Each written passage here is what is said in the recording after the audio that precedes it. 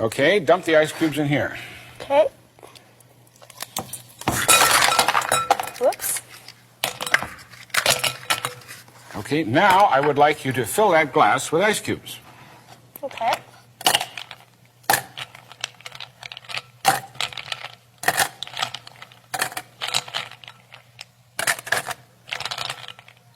Certainly full, right? In Yeah. fact, sticking over the top. Okay, next, I would like you to take these 2 glasses over to the sink and fill them both almost full of water. Then bring Okay. it back, okay?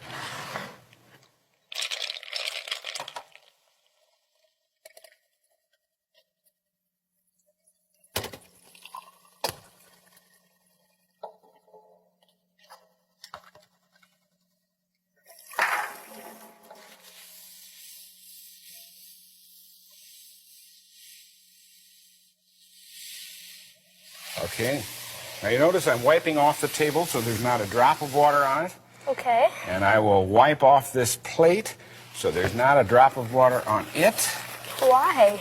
Well, you'll find out in just a moment, because I would like you now to use this long medicine dropper and take water from there and fill it, this glass, so that it's right to the very brim with water. Okay.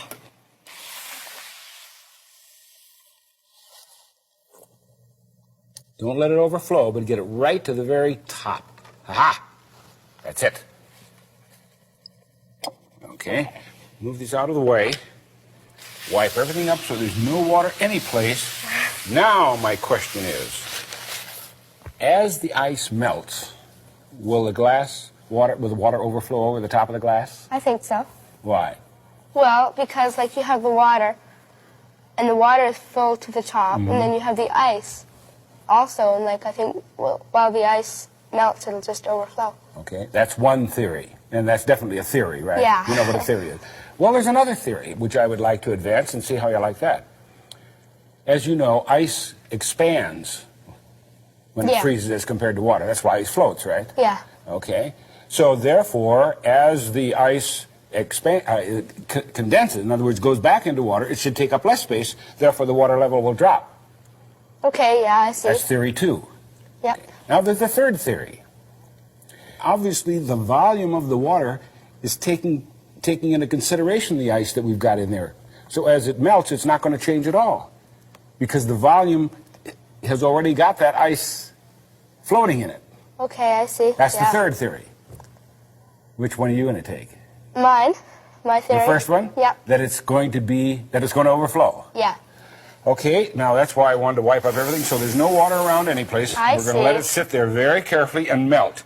It'll take about 2 hours. Can we be back in 2 hours? Sure. And I promise I won't touch it. Okay. Okay? Hi. Hi, Karen. Ah, you're right on time. 2 hours. You're very punctual. Are you usually? Most of the time. Okay. There's the glass that had the ice in it. Don't touch the counter now. It didn't melt. And your theory was that it was going to melt and flow over the top, right? Yeah. And why was that? Well, the ice, like, it was floating above the top of the glass, so I thought it would melt. and- Okay. That was Go one over. theory. That was no good. Now, the second theory was that the ice expanded as it would change from water to ice, Yeah. therefore took up less space, so that as it melted, it would take up less space, so the water level ought to drop. Yeah. Did it? No? So the third theory, you remember now I told you that as you added water to the ice and you got it all to float, the level of the water took into effect the mass of the ice. Yeah. And therefore, as it melted, that water level is going to stay exactly the same. And that's what happened. Yeah.